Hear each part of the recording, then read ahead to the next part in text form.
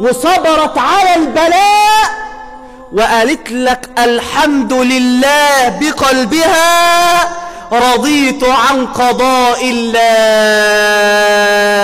أقول لك 4 سنين ورا بعض وأنا عندي 31 و32 و33 و34 سنة، في كل سنة من ال4 دول ربنا كان بيموت لي طفل من ال4 بقدرة الله، ولا حول ولا قوة إلا بالله.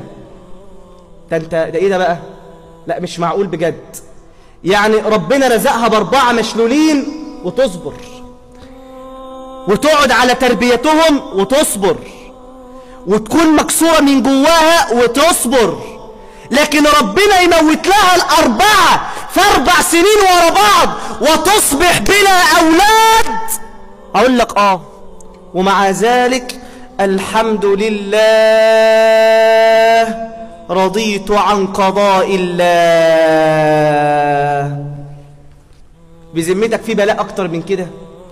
في مصيبة أعظم من كده؟ في حد يستحمل حاجة جامدة قوي زي دي؟ أي قلب يتحمل، وأي نفس تصبر، وأي عين تدعو الله بالرضا. إزاي؟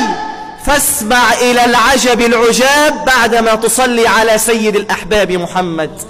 تقسم بالله وتقول أن الله عز وجل قالت إن عوض الله،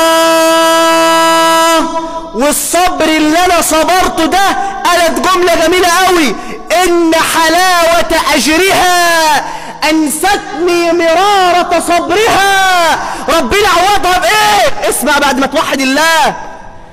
رزقها الله عز وجل ب4 أخر من الأولاد وهما في تمام الصحة والعافية بقدرة الله. رزقها الله عز وجل ب4 أخر من الأولاد وهما في تمام الصحة والعافية بقدرة الله.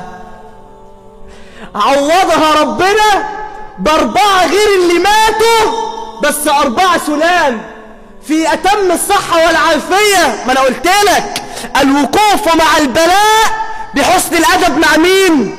مع ربنا.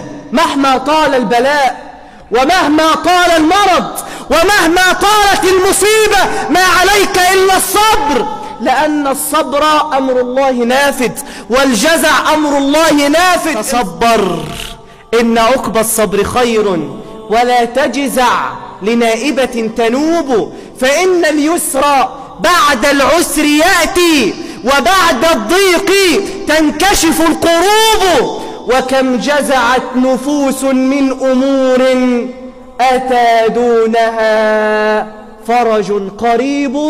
نسأل الله تبارك وتعالى أن يجعلنا جميعا من الصابرين. قولوا آمين. قال بل سولت لكم أنفسكم أمرا فصبر جميل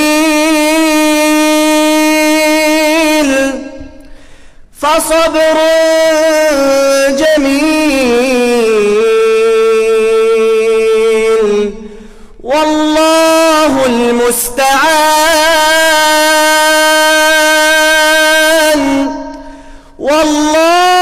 المستعان على ما تصفون.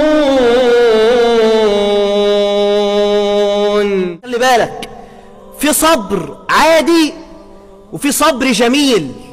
ربنا يقول لك إنه من يتقي ويصبر، بس صبر عادي.